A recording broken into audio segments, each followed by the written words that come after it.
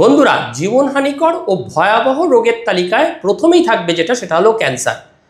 Cancer এমন এক রোগ যেটার এখনো সঠিক উত্তর আমাদের জানা নেই, কিন্তু একমাত্র ক্যান্সার যেটাকে আমরা সম্পূর্ণ নির্মূল করতে পারি সেটা হলো সার্ভাইকাল ক্যান্সার।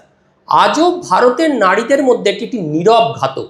ভারতে প্রতি বছর প্রায় 1,23,900 জন নারী এই রোগে আক্রান্ত হন এবং প্রায় 77,000 মৃত্যুর ঘটনা ঘটে।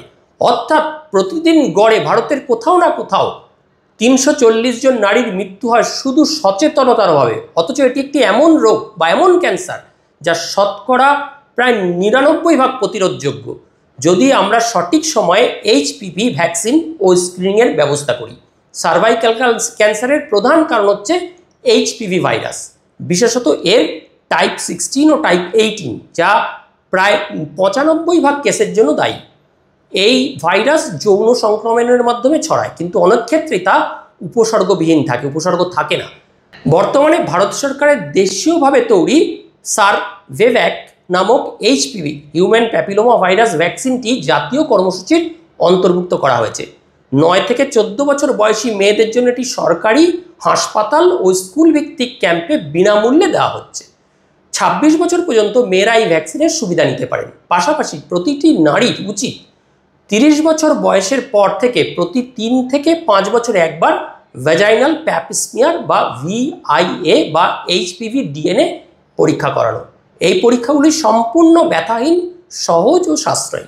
ভারতের লক্ষ্য 2030 সালের মধ্যে হুয়ের গাইডলাইন অনুযায়ী 90-70-90 লক্ষ্য পূরণ করা, অর্থাৎ 90% কিশোরীকে HPV ভ্যাকসিন দেওয়া, 70% নারীকে অন্তত একবার স্ক্রিনিং করানো আর 90% আক্রান্ত নারীর সময় মতো চিকিৎসা করে মৃত্যু রুখে দেওয়া। ইতিমধ্যে দেশে বিভিন্ন জেলায় স্ক্রিনিং প্রোগ্রাম, আশাকর্মীদের প্রশিক্ষণ ও চিকিৎসকদের সচেতনতা বৃদ্ধি চলমান রয়েছে। আমার পক্ষ থেকে, আমাদের চ্যানেলের পক্ষ থেকে আমরা সকল নারীদের আহ্বান জানাচ্ছি, আপনি যদি এখনও HPV ভ্যাকসিন না নিয়ে থাকেন অথবা কখনও প্যাপ স্মিয়ার পরীক্ষা করাননি, তাহলে দয়া করে দেরি না করে আজই নিকটস্থ স্বাস্থ্যকেন্দ্রে যান, গাইনোকোলজিস্টের সাথে যোগাযোগ করুন। সার্ভাইকাল ক্যান্সার একদম প্রাথমিক পর্যায়ে ধরা পড়লে 99% বেশি ক্ষেত্রে সম্পূর্ণ নিরাময় করা সম্ভব।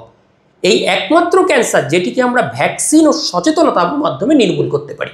আসুন আমরা নিজের পরিবারের মেয়েদের রক্ষা করি এবং এই প্রতিরোধযোগ্য রোগ থেকে সমাজের মেয়েদেরও বাঁচাই। সচেতনতা ছড়িয়ে দিন, নিজে বাঁচুন, অন্যকেও বাঁচতে সাহায্য করুন।